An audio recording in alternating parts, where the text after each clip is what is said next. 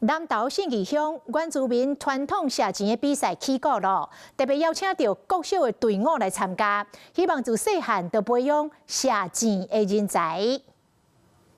信义乡联合垒球场因为所在情况化休困的所在嘛真舒适，是公认真好的射箭比赛场地。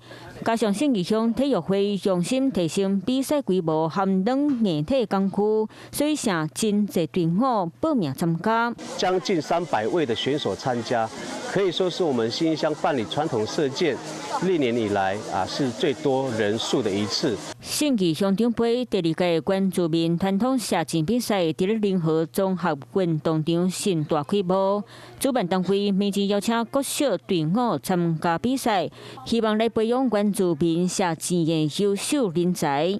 尤其在国中小方面，有很多的学校正在积极的练习。